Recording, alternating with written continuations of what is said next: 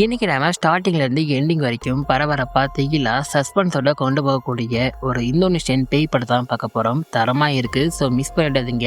So welcome back. இது உங்கள் film German. Subscribe பண்ணாதவங்க சப்ஸ்கிரைப் பண்ணிக்கோங்க. அப்படி இந்த ஸ்டோரி உங்களுக்கு பிடிச்சதுன்னா லைக் பண்ண மறந்துடாதீங்க.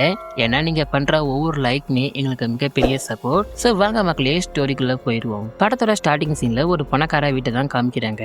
அந்த ஆளு வீட்டுக்குள்ள போக வேலைக்காரங்க மேடம்னு கத்திக்கிட்டே கீழே ஓடி வராங்க. அதை கேட்டோன்னே இவரு பதறி போய் மேல ஓடி போய் பாக்குறாரு. பார்த்தா அவரோட பொண்டாட்டி பேய் மாதிரி அந்த இடத்துல தொங்கிட்டு இருக்காங்க. அப்படியே அங்க வாயில இருந்து ரத்தம் கட் பண்ணி ஒரு லேடியை காமிக்கிறாங்க. இந்த அம்மா அந்த பேய்லாம் ஓட்டுவாங்க. இவங்க பேரு லாரஸ். அப்ப ஒருத்த வந்து உங்க ஹஸ்பண்ட் அனுப்புனாரு, எனக்கு ஹெல்ப் வேணும் அப்படின்ட்டு கேக்குறான். இவங்களோட ஹஸ்பண்டோட ஃப்ரெண்டு தான் அவன். ஹஸ்பண்டுமே பாத்தீங்கன்னா பேய் ஓட்டுறவர் தான். அவர் மந்திரம் சொல்ல இவன் அந்த மந்திரி சேர்ந்த ஆயுதத்தை எல்லாமே பயன்படுத்துவான் போல. இப்ப அர்ஜென்ட்டா ஒரு கேஸ் ஒண்ணு வந்திருக்கு. சோ உங்க ஹஸ்பண்ட் வேற ஊர்ல இல்ல, சோ நீங்க வந்தீங்கன்னா நல்லா இருக்கும் அப்படின்ட்டு கூப்பிடுறான். சோ லாரஸ்மே கூட ஹெல்ப் பண்ண போறா. எங்க போறாங்க அப்படின்ட்டு பார்த்தா அந்த வீட்டுக்கு தான் வராங்க. அந்த ஆள் கிட்ட என்னன்னாலும் உள்ள வந்துடாதீங்க அப்படின்ட்டு வெளியே நிக்க சொல்லிட்டு இவங்க மட்டும் உள்ள போறாங்க. அப்படி உள்ள போக அப்படியே கட் பண்ணி படத்தோட டைட்டில போடுறாங்க. இப்ப அப்படியே கட் பண்ணா ஒரு டாய் மேனுஃபேக்சரிங் கம்பெனியை காமிக்கிறாங்க. அந்த மேனுஃபேக்சரிங் கம்பெனில ரெடி பண்ற அந்த டால் பொம்மைங்க எல்லாமே பாத்தீங்கன்னா ரொம்பவே ஃபேமஸா சேல் ஆகுது. எல்லா பசங்க கிட்டயுமே அந்த பொம்மைங்க தான் இருக்கு. அப்ப அப்படியே ஒரு சின்ன பொண்ணை காமிக்கிறாங்க. ஸ்கூலை விட்டு எல்லாரும் ஜாலியா வந்துட்டு இருக்க, அவன் மட்டும் உம்முன்னு இருக்கா. வீட்டுக்கு வந்தா இன்னைக்கு இவளுக்கு பர்த்டே போல. சித்தப்பாவும் சித்தியும் விஷ் பண்றாங்க, கிஃப்ட்டுமே ப்ரெசென்ட் பண்றாங்க. ஆனா அப்பயும் ஹாப்பி ஆகாம சைலண்டா உம்முன்னு இருக்கா. சித்தப்பா பேரு எய்டன், சித்தி பேரு மைரா. எய்டன் ஐபேட் ஒண்ணு கிஃப்ட் பண்றான். மைரா அவளே தச்ச ஒரு ட்ரெஸ்ஸை ப்ரெசென்ட் பண்றா. அதுக்கு இவன் அந்த ஐபேடை மட்டும் வாங்கிட்டு வேகமா ஒரு ரூமுக்கு போறா. இந்த பொண்ணு பேரு வான்யா. வான்யாவோட பேரண்ட்ஸ் 1 இயருக்கு முன்னாடி இறந்துட்டாங்க. சோ இன்னும் அதுல இருந்தா வெளி வரல. என்னடா இந்த பொண்ணு இன்னுமே இப்படி இருக்கா அப்படின்ட்டு மைரா ஃபீல் பண்றா. சோ இதை பார்த்தா எய்டன் உனக்குமே ஒரு சர்ப்ரைஸ் கிஃப்ட் இருக்கா அப்படின்ட்டு கூட்டிட்டு போய் காட்டுறான். என்னன்னு பார்த்தா ஃபேக்டரியில ரெடி பண்ற அந்த பொம்மையோட ஜெயின்டாண்டிக் வெர்ஷன். இந்த பொம்மைக்கு பேரு இவங்க சப்ரினானு வச்சிருக்காங்க. மரியாவோட பொண்ணோட ஃபேவரட் பொம்மை இது. ஆனா பாவம் அவன் இறந்துட்டா. சோ அவளோட ஞாபகமா இருக்க இவன் அந்த பொம்மையை கிரியேட் பண்ண அந்த மேக்கர்ஸ் கிட்ட கார்பரேட்டர் வாங்கி இவனோட கம்பெனில மேக் பண்ணிட்டு இருக்கான் இப்ப. அண்ட் ஒய்ஃப்காக ஸ்பெஷலா ஜெயின்டாண்டிக் வெர்ஷனை இவன் ரெடி பண்ணிருக்கான். சோ பிடிச்சிருக்கா அப்படின்ட்டு கேட்க அவளுமே எனக்கு ரொம்ப பிடிச்சிருக்கா அப்படின்ட்டு ஹாப்பி ஆகுறா. மைராக்கு இவன் செகண்ட் ஹஸ்பண்ட். அப்படியே கட் பண்ணா ஸ்கூல்ல ஒரு பையன் சார்லி கேமை விளையாடிட்டு இருக்கான். என் பாட்டியோட ஆன்மா இங்க வந்திருக்கு, அவங்க கிட்ட என்ன வேணும்னாலும் கேளுங்க, அவங்க பதில் சொல்லுவாங்க அப்படின்னு பசங்க கிட்ட சொல்றான். அதுக்கு பசங்க எல்லாருமே ஒண்ணு சேர்ந்து இவனை பத்தியே கேள்வி கேட்டு இவனையே அசிங்கப்படுத்துறாங்க. பையன் அதனால டென்ஷன் ஆகி ஆட்டம் முடிஞ்சிச்சு அப்படின்ட்டு சொல்றான். அப்ப எல்லாரும் போனதும் வான்யா இந்த சார்லி கேமை பத்தி சொல்லுன்னு கேக்குறா. அதுக்கு அந்த பையன் இந்த கேம் மூலமா நாம இறந்தவங்க கிட்ட பேசலாம் அப்படின்ட்டு சொல்றான். அப்ப பார்க்க முடியுமா அப்படின்ட்டு அவ கேட்க, ஓ எஸ் பார்க்க முடியுமே, ஸ்பிரிட் டிரெக்டர்னு ஒரு ஆப் இருக்கு, அது மூலமா பார்க்கலாம் அப்படின்ட்டு சொல்றான். அப்படியே கட் பண்ணா நைட் இந்த வான்யா பொண்ணு சார்லி கேமை விளையாடிட்டு இருக்கா. அவளோட அம்மாவை கூப்பிடுறா. 2-3 தடவை கூப்பிட்டு பாக்குறா, ஒண்ணுமே நடக்கல. ஆனா இருந்தாலும் விடாம கத்திட்டு இருக்க பென்சில் எஸ் பக்கம் போய் நிக்குது. உடனே வந்து ஐபேட்ல இந்த ஆப்பை ஓபன் பண்ணிக்கிட்டு அம்மாவோட ஸ்பிரிட்டை பார்க்க முடியுதா அப்படின்ட்டு பாக்குறா. அப்படியே ஆளுக்கு போக கதவு தானா திறக்குது. அப்ப அந்த ஆப்ல மூவ்மெண்ட் டைரக்டர்னு காமிக்க இவ அப்படியே அதை ஃபாலோ பண்ணிக்கிட்டே போறா. பயத்துல அப்படியே போயிட்டு இருக்க பார்த்தா யாரோ கட்டலுக்கு கீழே குனிஞ்சிட்டு இருக்க மாதிரி இருக்கு. அதை பார்த்தோன்னே இவ நம்ம அம்மாவான்னு கிட்ட போக பார்த்தா அதை சித்திக்காரி தான். இவளை பார்த்தோன்னே அவ மிரண்டு போயிடுறா. ஏன்டி இப்படி வந்து நிக்கிறன்னு திட்ட சார்லி கேமை பத்தி சொல்றா இவ. அதெல்லாம் ரியல் இல்லம்மா, ஜஸ்ட் கேம் தான் அது. அம்மா இப்ப சாமி கிட்ட இருக்காங்க, சோ நீ பிரேயர் மட்டும் பண்ணா போதும் அப்படின்ட்டு சொல்றா. ஆனா இவ கேக்குற மாதிரி தெரியல, சோகமா இருக்க அந்த சப்ரினா பொம்மையை எடுத்துட்டு வந்து கொடுக்குறா. அதை பார்த்தோன்னே வான்யா ஹாப்பி ஆகிடுறா. சோ அவளை தூங்க வச்சுட்டு மியூசிக் ஆன் பண்ணி விட்டுட்டு அங்க இருந்து போறா. அவ போனதும் அந்த பென்சில் பாத்தீங்கன்னா அப்படியே தானா எஸ் கிட்ட போகுது. அப்ப அந்த சப்ரினா பொம்மையோட அந்த கண்ணு லைட்டா அவ பக்கம் திரும்பி பாக்குது. அப்படியே கட் பண்ணா மறாவது நாள் இந்த எய்டனு பொம்மை சேல்ஸ் நல்லா போயிட்டு இருக்கா அப்படின்ட்டு சந்தோஷத்துல குதிச்சிட்டு இருக்கான். அப்ப வான்யா சித்தி பிரசன்ட் பண்ண அந்த ட்ரெஸ்ஸை போட்டுட்டு வரா. இப்ப ரொம்பவுமே ஜாலியா இருக்கா, எல்லார்கிட்டயுமே நல்லா பேசுறா. அப்படியே கட் பண்ணா மைரா துணி தச்சிட்டு இருக்கா. அவளுக்கு பின்னாடியே இந்த சப்ரினா பொம்மை இருக்கு. அப்ப மியூசிக் பாக்ஸ்ல இருந்து பாட்டு வர மாதிரி சத்தம் கேட்க உடனே இவ வான்யாவோட ரூமுக்கு போய் பாக்குறா. அந்த பாட்டை ஆஃப் பண்ணிட்டு அங்க இருந்து வெளியே வர திரும்பவும் அந்த சத்தம் கேக்குது. என்னடா இது அப்படின்னு புரியாம பயத்துல உள்ள போக பார்த்தா அந்த சப்ரினா பொம்மை இருக்கு. அதை பார்த்தோன்னே அவ ஷாக் ஆகிடுறா. பயத்துல ஒன்னும் புரியாம அப்படி பதட்டமா அந்த பாட்டை போய் ஆஃப் பண்றா. அப்ப அந்த பொம்மை இவளை திரும்பி பார்க்க இவளுக்கு தூக்கி வாரி போட்டுருது. வேகமா வெளியே வர வேலைக்காரமா கிளீன் பண்ணிட்டு இருக்காங்க. அவங்கள பார்த்து நீங்க தான் இதை பண்ணீங்களா அப்படின்ட்டு கண்டபடி அவங்கள திட்டிட்டு போறா. ஆனா அவங்க எதுவுமே பண்ணல.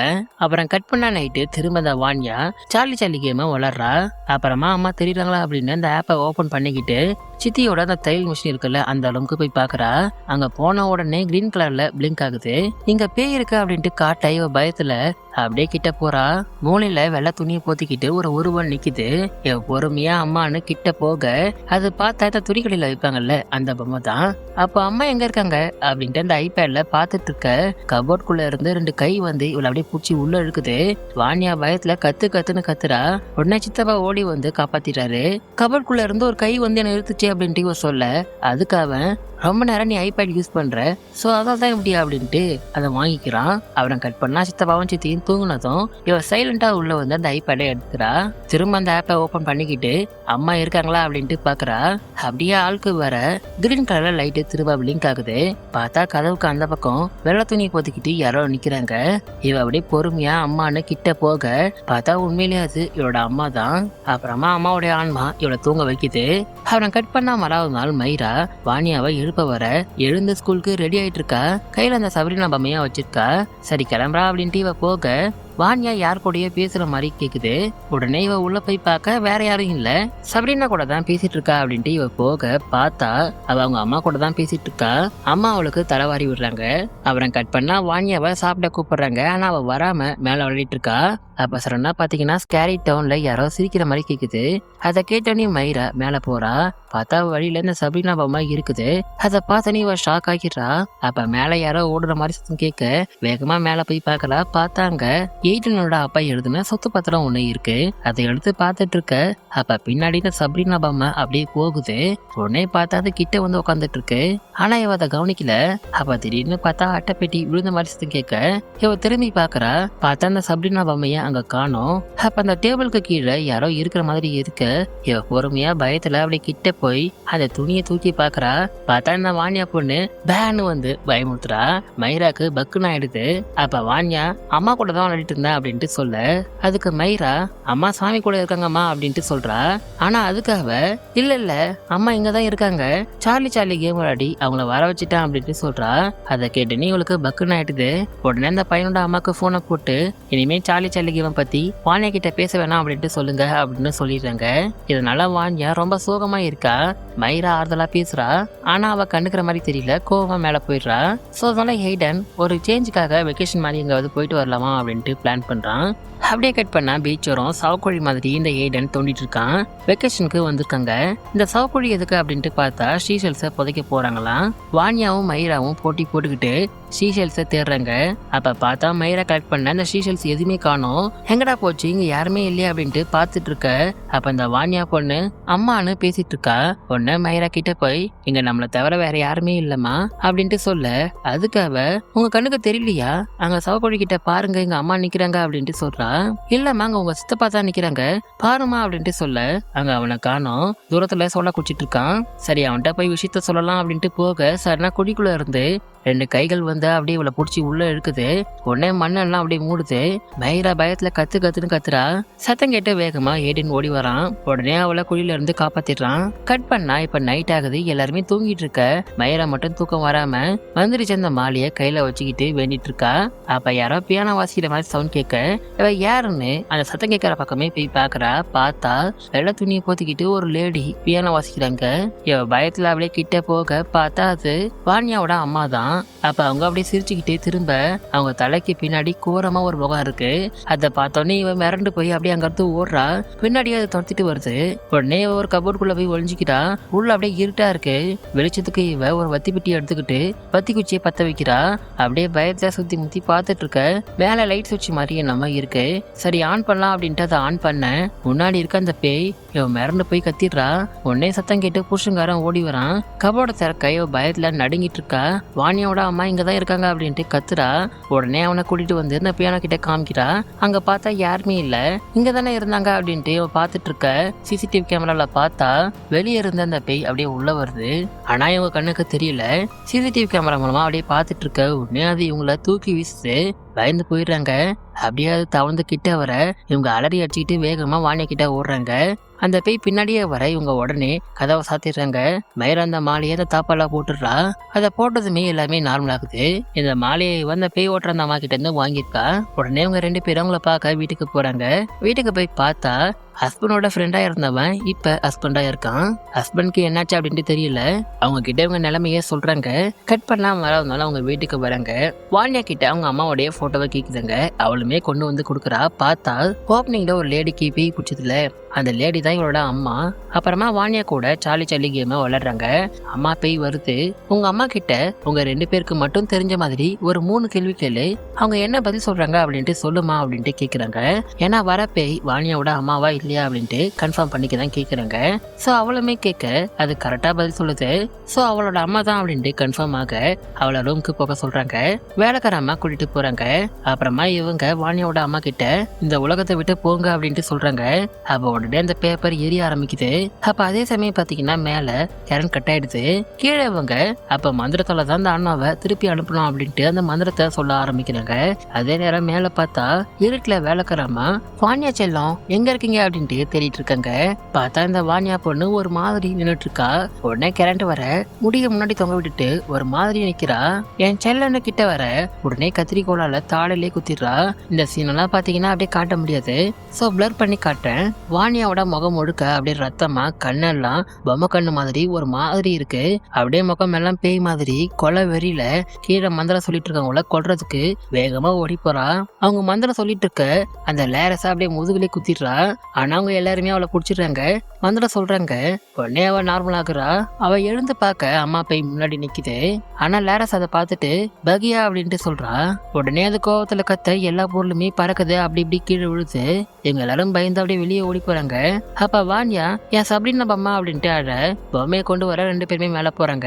மேல வந்து பார்த்தா அந்த அம்மா உசுருக்கு போராடிட்டு இருக்காங்க. உடனே அவங்கள தூக்கிக்கிட்டு அந்த பொம்மையுமே எடுத்துக்கிட்டு கீழே ஓடி வராங்க. அப்ப எல்லா பொருளுமே அந்த பக்கம் இந்த பக்கம் அப்படின்ட்டு பறக்குது. கீழே விழுந்து உடைத்து இவங்க வேகமா வெளியே ஓடி வந்து இந்த கதவை சாத்தி அந்த மாலையால கட்டு போட்டுடுறாங்க. அப்புறம் கட் பண்ணா ஹாஸ்பிட்டல்ல இருக்க அப்ப ரேனட் வந்திருக்கிறது வாணியாவோட அம்மா இல்ல சாத்தானோட புள்ளன்னு சொல்றான். இவங்க 2 பேருக்குமே ஒண்ணுமே புரியல. வாணியாவோட பேரண்ட்ஸ்க்கு என்னாச்சு அப்படின்ட்டு டெலிபதி மூலியமா காட்டுறாங்க. வாணியா அம்மா உடம்புல இருந்தது சாதாரண பேய் இல்ல, அது சாத்தானோட புள்ள. அது கூட அவங்க சண்டை போடும்போது வாணியா அப்பா குறுக்க வந்திருக்காரு. அதுல அவரு மாட்டிக்கிட்டு இறந்துட்டாரு. அப்புறமா அது இவங்களுமே கொல்ல வர அவங்க அந்த மாலையால லாக் பண்ணி அதை கொன்னுருக்காங்க. ஆனா அந்த சாத்தானோட புள்ளைக்கு மனித உடல் தேவை. அண்ட் அது மட்டும் இல்லாம லேரஸா அது பழி வாங்கணும் கொல்லணும் அப்படின்ட்டு நினைக்குது. சோ இதை இப்படியே விடக்கூடாது அப்படின்ட்டு சாமியார் கப்பல் ஒரு முடிவு எடுக்கிறாங்க. அந்த சாத்தானோட புள்ளைய அவங்க தடுத்து அதோட உலகத்துக்கே திரும்ப அனுப்பும்போது அது கண்டிப்பா திரும்ப பூமிக்கு வரும் அப்படின்ட்டு உங்களுக்கு தெரிஞ்சிருக்கு. சோ அப்படி அது வந்துச்சுன்னா பழிவாங்க கண்டிப்பா வரும் அப்படின்ட்டு இந்த ரேனட் முன்னோர்கள் உருவாக்கின ஒரு ஆயுதத்தை கண்டுபிடிச்சி எடுத்துட்டு வந்திருக்கான். சோ அதை எடுத்துக்கிட்டு அந்த சாத்தானை அழிக்க அந்த வீட்டுக்கு போறாங்க. அப்ப அதே சமயம் இவங்க ஃபேமிலி அந்த ஃபேக்டரிக்கு போறாங்க. அப்ப அதே சமயம் இங்க பார்த்தா இவங்க சாத்தானை அழிக்க போறாங்க. வந்து பார்த்தா அதை காணோம். அப்பதான் இவங்களுக்கு ஒண்ணு புரிய வருது. என்னன்னு பார்த்தா அந்த சாத்தானோட கூடு இந்த வீடு இல்ல, அதோட கூடு இந்த சப்ரினா பொம்மை தான். உடனே அதை தெரிஞ்சோன்னே வேகமாக இருந்து கிளம்புறாங்க. அதே சமயம் உங்க அந்த ஃபேக்டரிக்குள்ள வந்துடுறாங்க. வந்து வாணியாக்கு எல்லாத்தையும் காட்டிருக்காங்க. அப்ப வாணியா எனக்கு டாய்லெட் வருது அப்படின்ட்டு சொல்ல மைரா கூட்டிட்டு போறா. அப்ப அதே சமயம் இவங்க கால் பண்ண ட்ரை பண்றாங்க. ஆனா கால் ரீச் ஆகல. சோ அவங்க வேகமா வந்துட்டு இருக்க இங்க பார்த்தா அந்த சாத்தான் வந்து நிக்குது. அதை பார்த்தோன்னே வாணியாவை கூட்டிக்கிட்டு மைரா வேகமா ஹஸ்பண்ட் கிட்ட ஓடி வரா. ஹஸ்பண்டை கூட்டிகிட்டு தவிக்கலாம் அப்படின்ட்டு பார்த்தா மைரா மாட்டிக்கிறா. டோர் க்ளோஸ் ஆயிடுச்சு. அந்த சாத்தான் அப்படியே தவந்துகிட்டே கிட்ட வர இவ பயந்து அப்படியே தப்பிக்க பாக்குறா. ஆனா அது கிட்ட வந்துருச்சு. அதே சமயம் இவங்க கரெக்டா வந்துடுறாங்க. அண்ட் அப்ப வாணியாவுமே வெளியே வந்து பேய் வந்துருச்சு அப்படின்ட்டு கத்துறா. சோ அவளை வெளியே நிக்க சொல்லிட்டு இவங்க 2 பேரும் உள்ள போறாங்க. உள்ள வந்து கதவை உடைச்சிக்கிட்டு உள்ள போறாங்க. உள்ள வந்து பார்த்தா அந்த சாத்தான் மைரா உடம்புக்குள்ள வந்துடுச்சு. அப்ப திடீர்னு அவ லேரஸ வயிற்றுலயே கத்தியால குத்திடுறா. அப்ப 2 பேரும் தடுக்க ட்ரை பண்ண ரேனட நெஞ்சிலேயே குத்திடுறா. அப்புறம் எய்டனை தூக்கி வீசிடுறா. லேரஸ் தப்பிச்சு ஓட ட்ரை பண்றா. உன்னை கொல்ல விட மாட்டான் அப்படின்ட்டு பின்னாடியே துரத்துறா. கத்திய வீச முதுகிலே குத்திடுது. பாவம் கீழே விழுந்துடுறா. அப்புறமா தோல் சப்டில முதுகுலயே குத்திடுறா. லேரஸ் வழியில துடிக்கிறா. ஆனா இருந்தாலும் நிறுத்தாம அந்த மந்திரத்தை சொல்லிட்டு இருக்கா. ஆனா இதெல்லாம் எனக்கு வேலை செய்யாது அப்படின்ற அந்த மாலைய அப்படியே அறுத்து எறிறா. அப்ப லேரஸ் அவளை தள்ளி விட்டுட்டு வேகமா கார் எடுத்துக்கிட்டு தப்பிச்சிடலாம் அப்படின்ட்டு பார்த்தா சாவி ரேனர் கிட்ட இருக்கு. அப்ப அந்த பேய் விடாம அவளை கொல்ல ட்ரை பண்ணுது. அப்ப லேரஸ் அவளை தள்ளி விட்டு தப்பிச்சு வீட்டு பக்கம் ஓடுறா. அவ படிக்கட்டுல ஏற அப்படியே முதுகுலயே குத்துன்னு குத்துது. அவ்வளவுதான் இவ லேரஸ் கதை முடிஞ்சிச்சு அப்படின்ட்டு பார்த்தா 2 பேருமே வந்துடுறாங்க. அவ மேல அந்த புனித நீரை தெளிக்க ஒரு செகண்ட்ல அப்படியே துடிச்சு போயிடுறா. உடனே அவளை பிடிச்சி கண்ட்ரோல் பண்ண ட்ரை பண்றாங்க. லேரஸ்மே ரத்தம் வழிய அப்படியே மதுரதா சொல்றா. அப்ப அந்த சாத்தான் உன்னால அந்த உடம்பை விட்டு தான் என்ன அனுப்ப முடியும், ஆனா அந்த பூமியை விட்டு முடியவே முடியாதா அப்படின்ட்டு சிரிக்குது. இந்த சாத்தானே யாரும் நம்ம உலகத்துக்கு ஒப்பந்தம் போட்டு வர வச்சிருக்காங்க. ஆனா அதுக்கான காணிக்கையை அவங்க தரல. சோ அதுக்காக தான் இது இங்கேயே இருக்கு.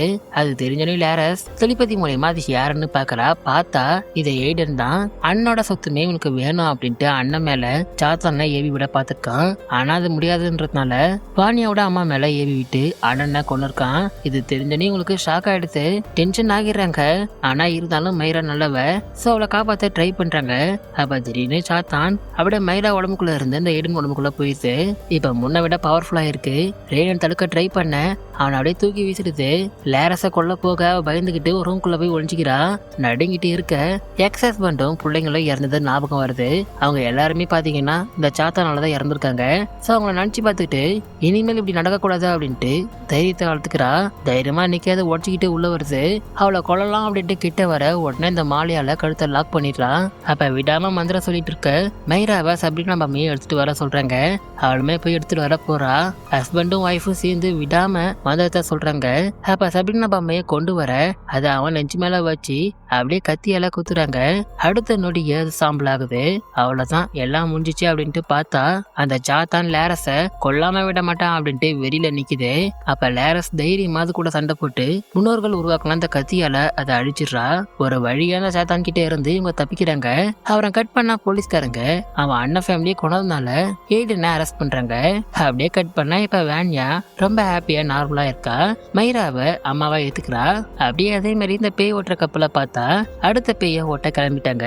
சோ இதோட இந்த படம் இங்க முடியுது. இந்த கதை உங்களுக்கு பிடிச்சிருக்கும்னு நான் நம்புறேன். இது போல ஒரு நல்ல கதையோட மீண்டும் சந்திப்போம். Thank you guys.